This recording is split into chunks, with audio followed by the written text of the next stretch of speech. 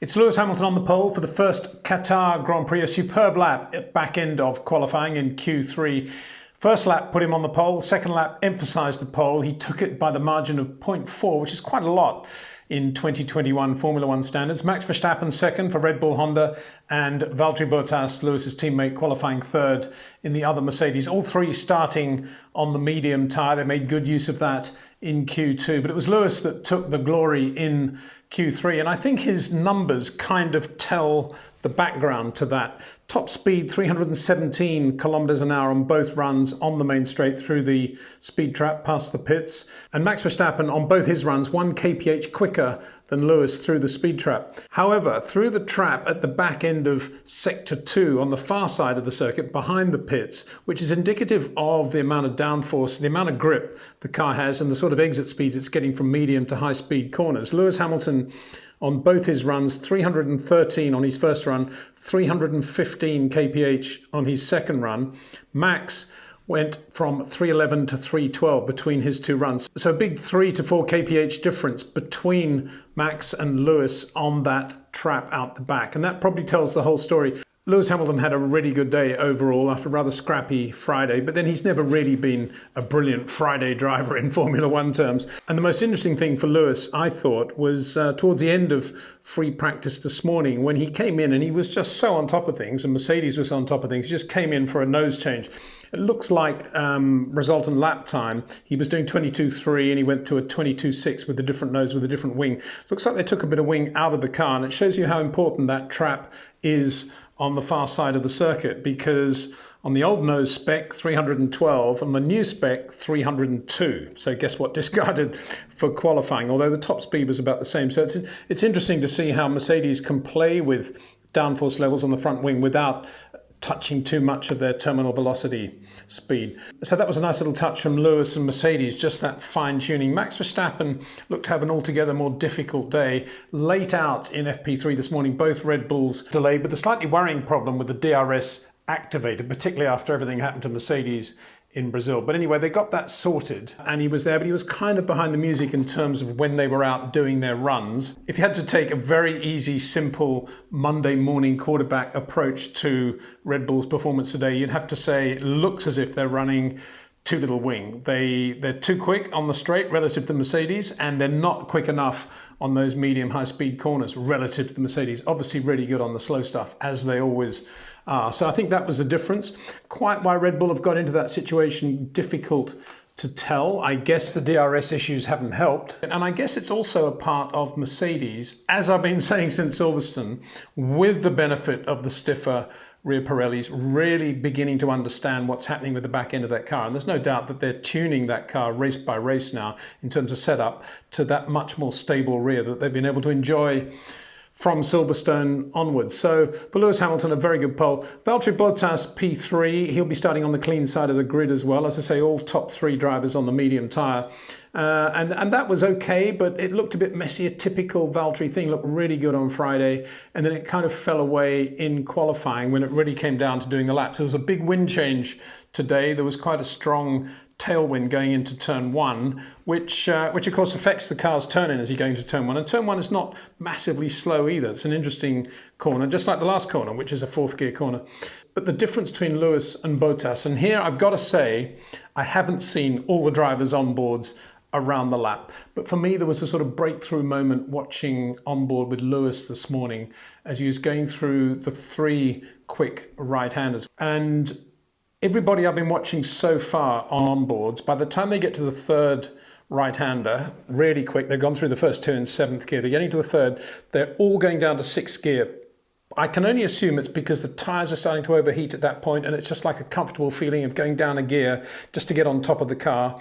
And Valtteri was doing that. He was going through the first 2 in 7th gear, down to 6th gear for 14, out of 14, taking 7th on that acceleration run, and then back into 6th gear for turn 15, the left-hander. This is right towards the end of the lap. Already quick corners, and kind of Nico Rosberg-like in the way he was grabbing the gear mid-corner. And it's always slightly unsettling, I think, if you're watching an onboard just on TV, you think, wow, it's a really weird place to be changing gear. But of course it's not, because they've got the paddle shift, they've got the steering wheel, and if Ayrton Senna with his manual shift could have gone down a gear mid-corner? I guess he would have, but he couldn't because he was too busy with the steering at the time. And that's one of the things about paddle shifts. They're changing gear in completely different places compared with the old days.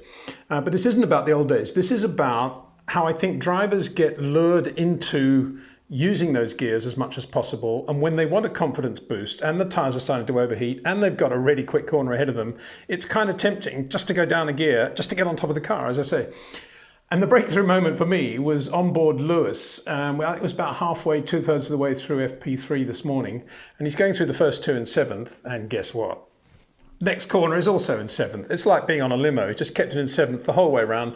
No problems at all. 7th on the stretch. And then into the next left-hander, which is turn 16. I've got to get my turns right here because I much prefer to have names of corners. But anyway, it's turn 16, that left-hander. He stayed in 7th gear as well. And to me, that was just a touch of class that is, well, it is how Lewis Hamilton drives. I mean, if you're going to have, it's an iffy choice between a higher gear or a lower gear, the class drivers will always go for the higher gear. And that's what we saw with Lewis today. I cannot say, however, what Max was doing there. I suspect he was also using 7th there, although if they've taken some downforce out of the car, maybe the car was a bit iffy there, and maybe that accounts for why they were a little bit slower on that section. And maybe he was going down to 6th. I don't know, because I haven't seen it, and the world feed, as far as I could see, didn't put out that particular part of the Max lap. They showed a lot of other stuff which didn't really add up to much. In fact, rather annoyingly, and I suppose this is a correct place to say this, they seem to be in love with these very low down road shots where you've got the speed here and the corner coming up next. I mean, we want to see the position of the car on the road. We don't want to see just the road passing under the camera like that. It doesn't tell us anything at all. And if we're going to have a proper onboard, we want to be able to see what gear they're in, we want to be able to see the proper hand movements, and we want to be able to see the track in front. Thank you, point noted. Anyway, moving on swiftly from that and looking at the other times, very, very good job, as I said yesterday, from Pierre Gasly. Talk about swimming upstream. Here's Pierre in Q1 today in Qatar running medium tyres. Everybody else on the grid on soft tyres. I presume he was kind of short of softs and needed to save them for Q2, and he's pretty confident that he would get through. But it's quite interesting that he did the opposite to everybody else. He started Q1 on mediums and then switched to softs for Q2. But he made very good use of those softs, and he ended up parlaying that in Q3 to a P4 lap time of 21.6. Really, really good. A time equaled by another driver who did just as well, in my view, Fernando Alonso. He's been really quick all weekend, particularly on those quick corners. It's so nice to see Fernando on fast corners again. He's a great slow corner driver. But to see him on those fast corners, that flick he just gives the steering as he's going in, and then he's just riding the car all the way through. And the car never, ever looks, touch wood, out of position or out of shape with Fernando. It's everything. You just feel this sort of feel of solidarity, whereas Lewis is all fingertip and gliding, and it's all sort of poetry in motion. And Max is very similar to that, but slightly different in a way. I guess he's got a few more crescendos.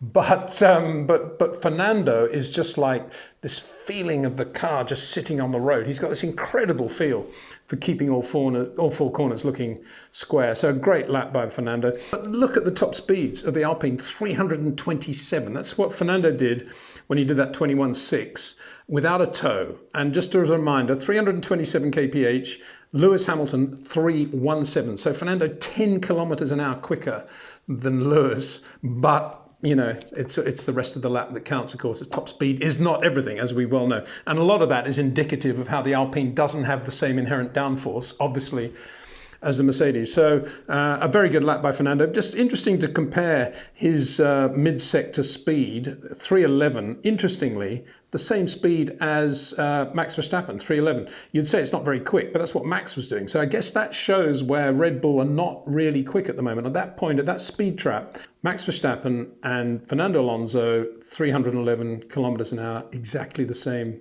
speed. And it wasn't quick. Let's just go through some of the others. Valtteri through there, well, we're remembering the numbers. 311 is what Max is doing. Valtteri 315, very quick. Gasly 314. Carlos Sainz 315. Lando Norris 319 there. So, yeah, you know, actually you've got to say Max Verstappen's slowest through the speed trap at the exit of sector 2, if you see what I mean.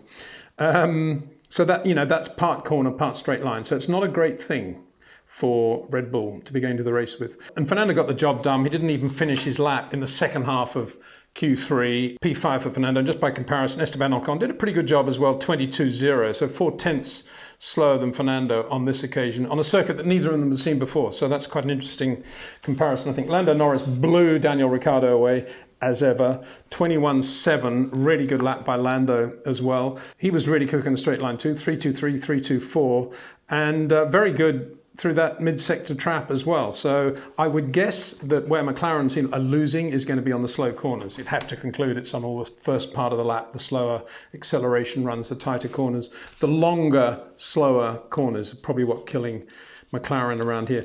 Then we get to Ferrari, where Carlos Sainz has just done a superb job all day, right on top of the car, about where you'd expect the Ferrari to be. A bit of an iffy moment for Carlos in Q2, the back end of Q2, when he was out there on mediums, presumably because he didn't have any softs left to protect his lap time, just to be ready. But he'd already done a decent job, but he was out there on the medium, so he was very prone to being bumped out of Q2, but he just scraped through. He didn't go any quicker on his second run, but he stayed there, and he will be starting on the mediums tomorrow, which is a triumph, of course, for Carlos and Ferrari. But a really good job. Partly that, and partly the way Charles Leclerc has just been completely lost all day. He had a massive lose in FP3 this morning, a sort of mid-corner, beginning to apply the power, lost the back end, lose. You could say it was probably cold tyres, but there've been a lot of incidents of Charles looking ragged in the car.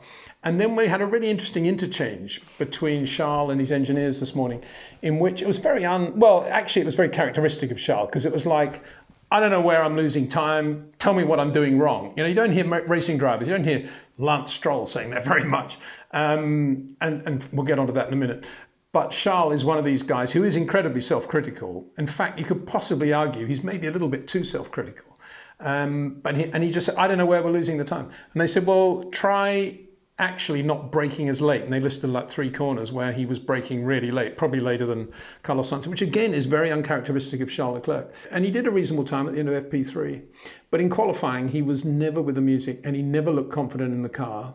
And he was at a complete loss to understand where he's losing time. And if you look at the lap times, I mean, it is pretty frightening, really. I mean, Charles Leclerc, 22.4, which is a sort of Daniel Ricciardo type lap time. I'm being slightly cynical here, but I mean, Daniel, come on, 22.5, and Lando Norris, 21.7. Okay, Charles, the same difference on this occasion, but more or less. But it hasn't been like that all year, really, has it? Anyway, getting back to Charles, 22.4, Carlos Sainz, 21.8. That's a really good lap by Carlos Sainz, A. And B, what is wrong with Charles Leclerc? When the gap is as big as that, it's usually something fundamental, like the floor being damaged without anybody noticing it, or perhaps even the chassis. I mean, these days, it's very unusual for a carbon chassis to lose its performance, to be out of true, but it can happen. And certainly one chassis swap for another can make a difference still, even in 2021. So it'll be interesting to see if Ferrari get to the bottom of that problem. Yuki Tsunoda has looked really quick all weekend in the AlphaTauri. He did a 21.8. I should say that Q3 ended rather dramatically for Pierre Gasly by running out of, I guess it was turn 15, the left-hander I was talking about, the 7th gear left-hander for Lewis Hamilton. Ran wide over the curb and smashed the front wing, and all bits came off the car, and the right front punctured as he came across the line or cruised up to the line. So you'd normally think that'd be a Yuki Tsunoda thing, but actually it was Pierre Gasly. And Yuki has looked pretty clean and sharp all weekend, and he will be starting 8th, P8, top 10 performance for him, 21.8, and Pierre Gasly 21.6. Now that's really good job. Really good job by Yuki Tsunoda. And no tantrums on the radio. That was left this weekend to the other guy that does it quite a lot, and that's Lance Stroll. And there was a moment in FP3 today when he had a massive half lose coming out of the last corner, I think it was the last corner, the back end came out. And he just got on the radio, and that luckily it was edited. He said, this car is, and there was expletive deleted. And you could say, well, maybe let's look at the context of that. Maybe he was angry because they went with a setup that he'd told them not to do or something like that. But when the race engineer said, cool it, Lance, cool it, then you knew he was out of order. And this, I think, this sort of tantrum needs to be seen alongside the other drivers who've been in that team and done really well there, Esteban Ocon, Sergio Pérez, very good example of two of them, Nico Hülkenberg. I don't recall any of those three guys ever speaking to any of the engineers at Force India or Racing Point or whatever they have been in the past that way. And it's the same guys running the team. It's the same guys there on the ground. And, you know, if these two drivers, if Lance Stroll particularly isn't getting the best from the car now, it's whose fault is that? You know, there's some great guys in that team. And to hear a racing driver, I don't care whether he's the son of the owner or not, to hear a racing driver saying that about a car and effectively about his engineer, actually, well, you know, I don't want to say any more about it, really.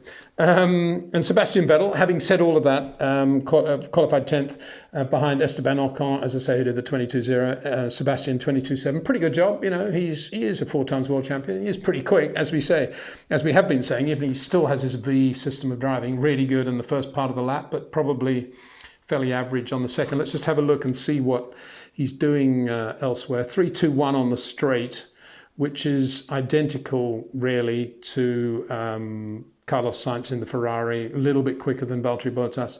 And 3.17, actually, in fairness to Sebastian, is not bad at all through the mid-speed trap on the exit of Sector 2. Sergio Pérez didn't get through to the top 10. I mean, that was, I don't know, as Max said, you know, you can see by Sergio's lap time how difficult the car is around here. So Max did a 21.2, Sergio Pérez 22.3. You know, if that is representative of how bad the Red Bull is, then that lap time by Max Verstappen is unbelievably good. Because we know Sergio Pérez isn't slow. He's not the fastest racing driver in the world, but he's not slow.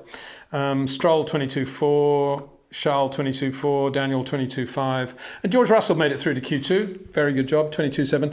And I think the other shout out should be for Mick Schumacher, who did a 23.4. Okay, he didn't get through to Q2, but Antonio Giovinazzi 23.2.